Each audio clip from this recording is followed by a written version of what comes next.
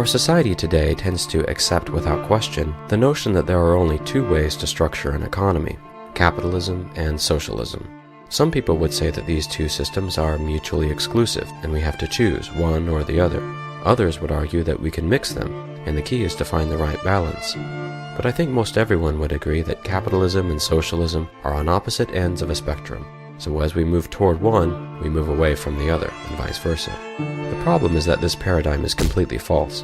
By selecting a position along this spectrum, we think we've made the critical choice, when in fact we're just following the well-beaten path, while ignoring a third option, a road less traveled. In order to really understand this third option, we have to break free from traditional thinking. Our natural tendency as human beings is to evaluate new ideas within the context of existing paradigms. But new ideas require new patterns of thought. We can begin by re-examining traditional assumptions. Capitalism and socialism are based on two major philosophies or ways of thinking that dominate our society. The first way of thinking has root in classical liberalism and the Enlightenment. This philosophy treats economics as a science. It holds the view that there are natural laws that govern the economy and create equilibriums, and that optimal results occur when markets operate without interference. The outward objective of this philosophy is liberty, but at its core is the principle of karma, or the law of the harvest. This is the idea that rewards should be proportional to efforts, or lack thereof. An example is the American dream. It's the idea that everyone has the chance to achieve something through hard work and perseverance. It sounds great, but there is an unspoken corollary to this, which is, if you have money and a nice house, then you must have worked hard and earned it, and if you don't have those things, then you must be lazy. Because karma reacts to each person differently according to his or her actions, this paradigm tends to be individualistic, action and outcome oriented, and logical. The problem with this worldview is that it's a rationalization, an excuse to dominate, oppress, and exploit the labor of others. We can trace this back to Malthus and Darwin, who said that because the population is growing faster than vital resources, there is a constant competition and struggle for survival. One might say, therefore, that the wretched condition of the poor is simply a natural state, nothing that the rich need to be concerned about. This thinking also points to the division of labor as a justification for inequality, claiming that it's natural for some people to sit at the top of the food chain in an ownership or managerial role because that's what they're suited for, whereas other people are suited for a subservient role doing manual labor or grunt work.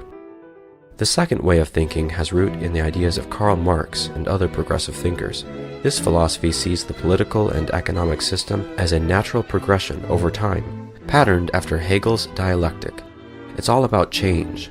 Change might be regarded as evolutionary adaptation, but often it's brought about through revolution, an ongoing process of questioning authority, disrupting the current social system, taking power from those who oppress, and restructuring society to be more egalitarian.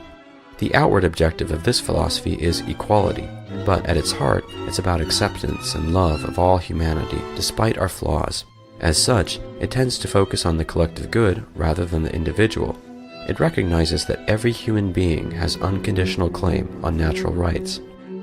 The problem with this worldview is that it's dependent on the use of power, typically government authority, to enforce its objectives, thus taking away the free will of individuals. This creates a contradiction. It values equality, but requires a form of dominance and oppression in order to achieve that equality. As one form of oppression replaces another, the effort to restore balance must be constant and ongoing. These two ways of thinking tend to operate in our society today as self-existent dogmas that don't question their own principles.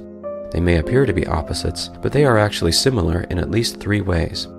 First, they are both materialistic, meaning they are both focused only on satisfying material needs as opposed to non-material values. This might seem obvious, yet many people today would say that simply having more material goods doesn't necessarily make us happier. Second, both philosophies fail to place moral responsibility on the individual. While conservatives take firm moral positions on social issues, the economy is considered to be basically amoral, and as long as basic ethical standards are met, nothing anyone does is wrong, and individuals have no responsibility for others. For progressives, the moral imperative is to achieve greater equality and overcome oppression, but these objectives tend to be pursued at a systemic level rather than through individuals making right or wrong choices. And finally, both sides tend to see economic outcomes as being a function of government involvement. Progressives want more, conservatives want less. This leads people to turn to politics to achieve the solutions that they want because they don't think they themselves are capable of achieving any kind of change. The overall effect of the traditional dichotomy is that we see economics as something external to ourselves, something we have to adapt to and respond to, rather than something we create through our own actions. It also pits us against each other.